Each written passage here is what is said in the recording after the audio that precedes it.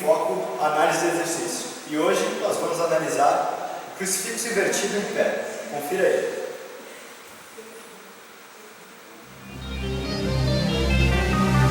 Bom, como vocês viram aí na chamada, hoje nós vamos analisar um exercício que nós do Treino em Foco chamamos de crucifixo invertido em pé. Por que nós do Treino em Foco chamamos ou denominamos esse exercício assim? Porque na área da musculação, na área do treinamento exercício com peso, a nomenclatura é bem divergente. Algumas pessoas para o mesmo exercício chamam de uma forma, denominam de uma forma, outras academias, numa outra região do país, denominam e chamam aquele mesmo exercício de outra forma. Por isso que o exercício que o Jefferson já demonstrou na chamada, nós denominamos de crucifixo invertido em pé, mas talvez você denomine de outra forma. Bom, nós vamos usar aqui mais uma vez o Jefferson, como sempre, aí para demonstrar o exercício que nós vamos analisando. Primeiramente, nós vamos analisar a musculatura mais fortemente envolvida no exercício, que é a musculatura de parte superior do corpo, da região do tórax, do tronco, face posterior e de ombro, da região posterior do ombro, deltoide posterior. Então, lá, Jefferson, vamos executar. Então, vocês podem ver que durante essa execução, se eu colocar as mãos aqui sobre o Jefferson, eu vou conseguir mostrar para vocês e apresentar que ele está fazendo uma adução das escápulas. Essa adução das escápulas, ok, Jefferson? Essa adução das escápulas está trabalhando contra a resistência gravitacional. Então, toda vez que ele faz o movimento de abdução do ombro, ele aproxima as escápulas da linha mediana do corpo, da coluna vertebral, ele faz uma adução escapular.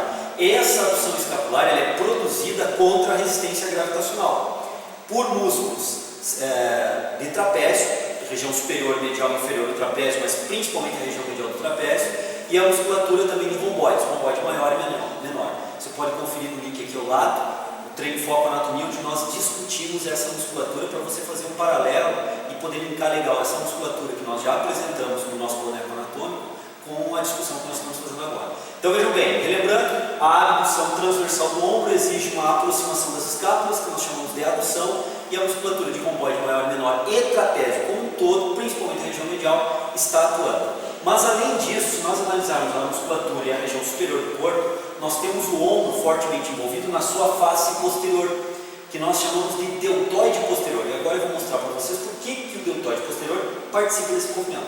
Vamos lá de novo, Jefferson.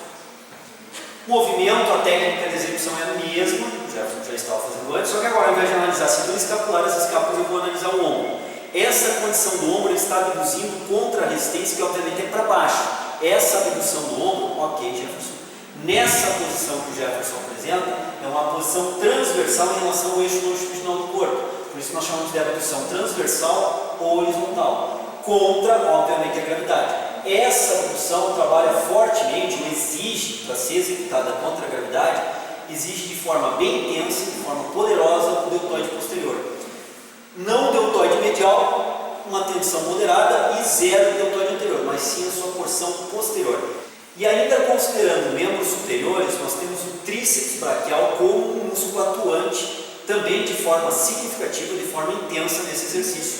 E eu vou mostrar mais uma vez aqui para vocês agora por que isso ocorre. Então vejam bem, o Jefferson está fazendo de forma unilateral, e de forma unilateral agora eu vou sustentar o braço do Jefferson.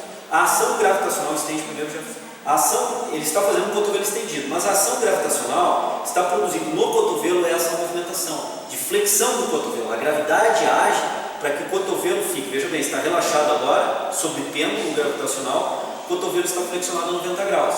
Isso exige fortemente do tríceps quando o Jefferson mantém o cotovelo estendido. Aqui o tríceps braquial age isometricamente para relaxar, para evitar essa ação da gravidade. Então, mais uma vez, entendeu lá? E agora a ação unilateral.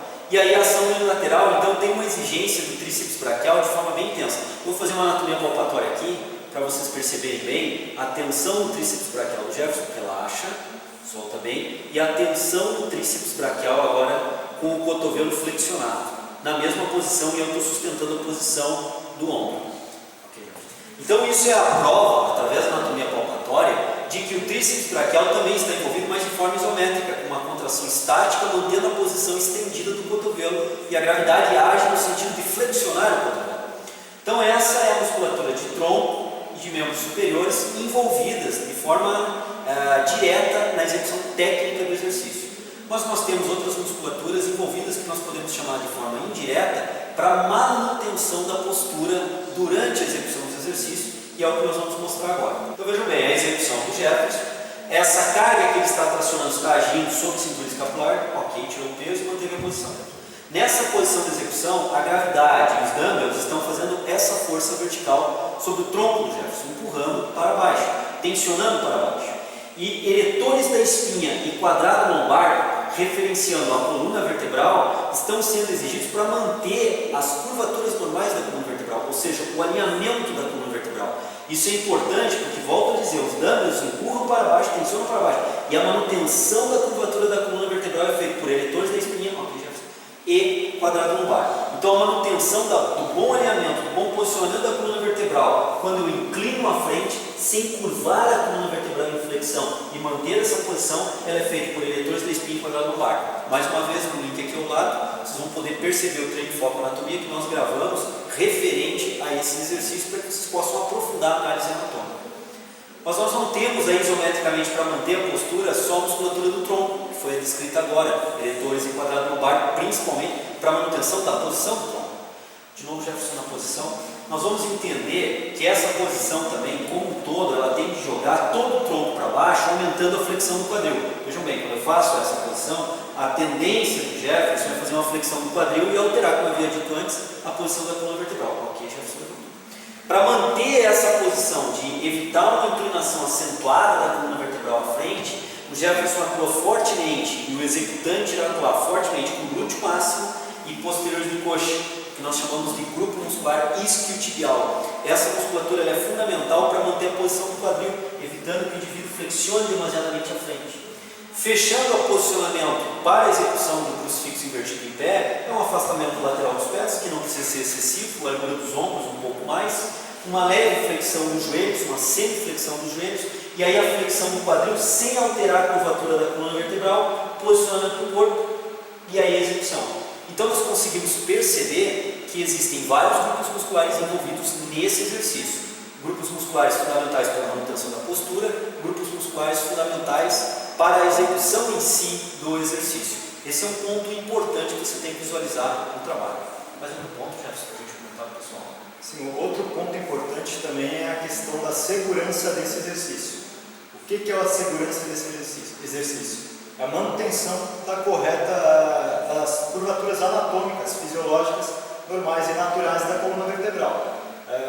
Essa é uma questão importante, a segurança do exercício. E ela vai depender muito do alinhamento, né, já que você está comentando, da coluna vertebral. Sim. E aí tem a questão da consciência corporal também do iniciante, né? Geralmente o iniciante, ele já treme ao executar um exercício num aparelho, que é um exercício guiado, onde ele não precisa de musculaturas estabilizatórias.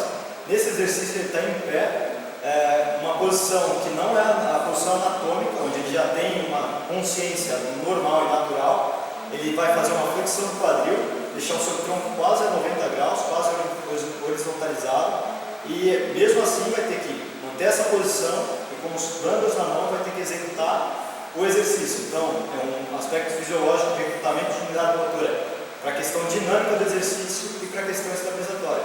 É muita informação para o iniciante. Com o passar no decorrer do processo de melhora do recrutamento de unidades motoras, sincronização dessas unidades motoras, e ao longo dos meses, anos de treinamento, o iniciante passa a ser avançado, passa a ser intermediário, passa a ser avançado, e essa questão de recrutamento já se tornou muito melhor.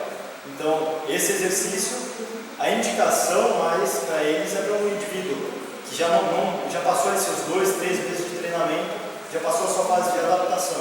Já tem um bom domínio da consciência corporal em si e da consciência da técnica de execução do exercício. Isso leva um tempo para se estabelecer bem essa consciência da execução correta do exercício.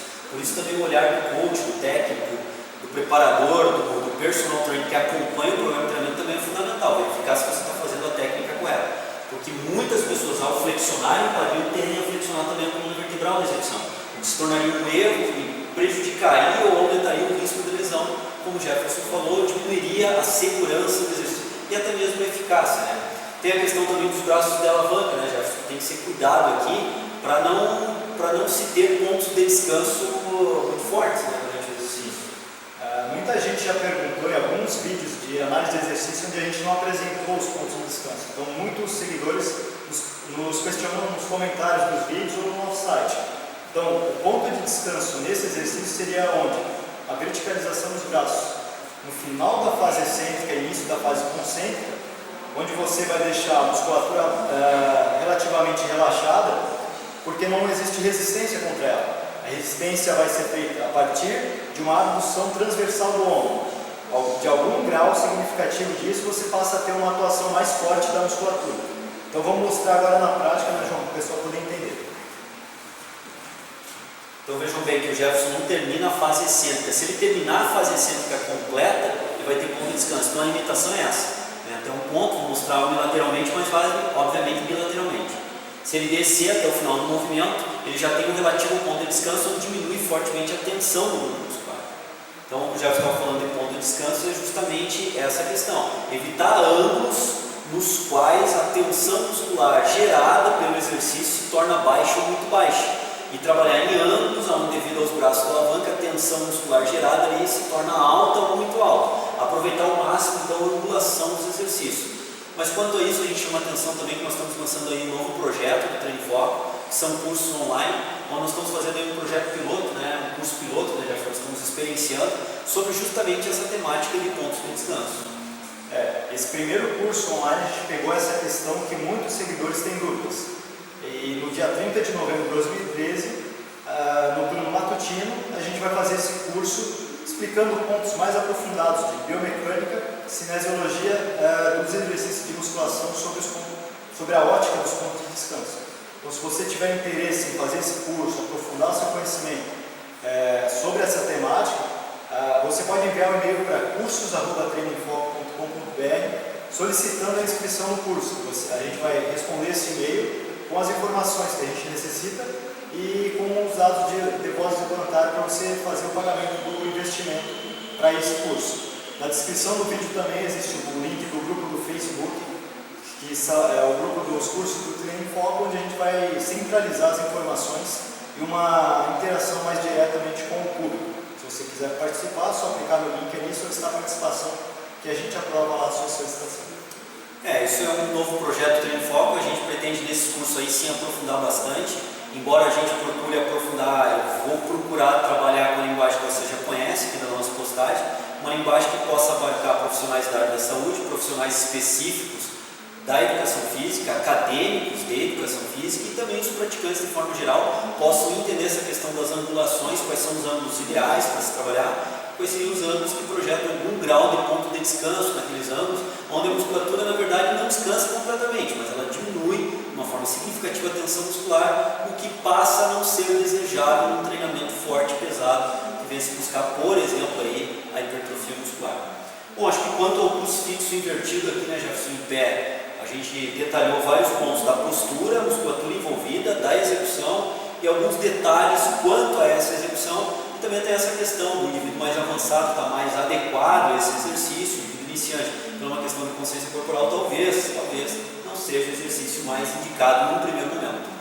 Espero que vocês tenham gostado da postagem de hoje e aguardo vocês na próxima semana, então, com mais um Treino em Foco, análise de exercício. Grande abraço, boa semana, até lá. Valeu. Ou seja, de todo o arco de movimento desse grupo muscular, ele já se encontra com um bom grau de encurtamento passivo, não está gerando tensão para isso, pelo fato da minha posição adotada para a execução do exercício, passivamente ele já se encontra encurtado, e dessa forma se tem pouca margem de encurtamento para o trabalho de tornozelo, que é o